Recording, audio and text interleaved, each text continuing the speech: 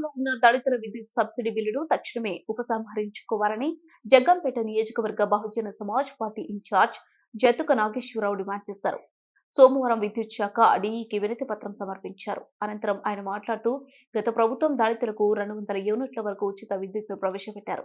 కానీ ఈ ఎన్డీఏ ప్రభుత్వం అధికారంలోకి వచ్చిన వెంటనే ప్రతి దళితుడికి సబ్సిడీ మీద ఉన్న మీటర్ల ప్రతి ఒక్కరికి బిల్లులు మంజూరు చేస్తున్నారు. అయితే దళితులు పూట తిండి ఉంటే ఇంకో పూట పస్తుండాల్సిన పరిస్థితి వాళ్ళది. వాళ్ళ మీద బిల్లులు మోపడం చాలా బాధాకరమైన విషయమని ఆయన అన్నారు.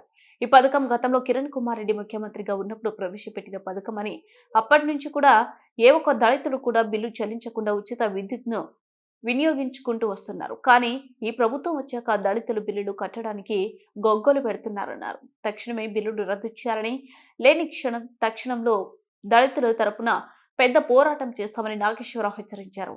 ఈ కార్యక్రమంలో జై భీమరావు, భారత్ పార్టీ జగ్గంపేట ఇన్ఛార్జ్ సత్యానందం, వల్లూరి పాల్గొన్నారు. డి ఆఫీస్ దగ్గర మరి మేము రావడం జరిగింది.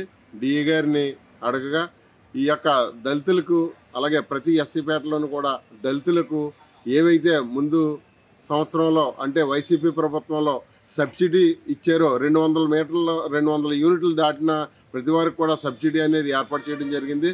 అది ఇప్పుడే కాదు, కిరణ్ కుమార్ రెడ్డి గారు సీఎంగా ఉన్నప్పుడు అమలు చేసినటువంటి పథకం. ఆ పథకాన్ని అమలు చేసుకుంటూ నిన్నటి వరకు కూడా మరి వైఎస్ఆర్సీపీ ప్రభుత్వం కూడా అమలు చేసింది. కానీ నేడు ఎన్డీఏ ప్రభుత్వం, కూటమి ప్రభుత్వం వచ్చిన తర్వాత ఈ సబ్సిడీని గాల్లో కల్పించే ప్రయత్నాలు చేస్తూ ఉన్నారు. ఎవరైతే దళితులకి మరి వాళ్ళ యొక్క జీవనోపాధిని దృష్టిలో ఉంచుకుని పోయిన గవర్నమెంట్ అందరూ కూడా మరి సబ్సిడీని ఏర్పాటు చేశారు. కానీ ఇప్పుడు ఆ సబ్సిడీని మళ్ళీ ఎంతైతే పెండింగ్ ఉందో ఆ పెండింగ్ అంతా కూడా మీరు కట్టాలి అని దళితుల ఇళ్ల మీదకి వెళ్ళి మరి ఈ యొక్క అధికారులందరూ కూడా ఆ బిల్లులు కట్టించి ఏర్పాట్లు చేస్తున్నారు. ఇప్పుడు చూసుకున్నట్లయితే మరి దళితులు ఏమాత్రం కూడా 20,000, 30,000, 60,000, 70,000 కూడా వచ్చిన బిల్లులు ఉన్నాయి. మరి వీళ్ళందరూ కూడా లబోదిబోమని ఏడ్చే పరిస్థితి ఉంది. దళితులు 60,000 రూపాయలు బిల్లు కట్టాలంటే ఎక్కడి నుంచి వచ్చి కడతారు? వాళ్ళ జీవనోపాధి ఏంటి? ఎన్నో కోట్లాది రూపాయలు అదాని అలాంటి వాళ్ళు మరి దెబ్బేస్తున్న వాళ్ళు మాత్రం ఏం చేయకుండా ఒక దళితులు ఈ కరెంటు విషయంలో మరి మీరు ఇచ్చిన దాన్నే వాళ్ళు వినియోగించుకుంటే ఈరోజు దాన్ని కూడా మీరు తొంగలోకి తొక్కేసేసి మీరు బిల్లు అంతా కట్టాలి అని వాళ్ళ ఇళ్లపైకి వెళ్ళి మరి దౌర్జన్యాలు చేయడం అనేది చాలా హేయమైనటువంటి చర్య.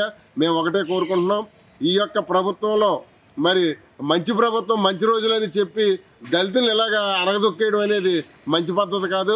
కాబట్టి ఎప్పటికైనా ఈ కరెంటుకి సంబంధించినటువంటి ఎస్సీ గారు దీనిపై దృష్టి ఉంచి సరైనటువంటి నిర్ణయాలు తీసుకుని దళితులందరికీ కూడా న్యాయం చేయాలి.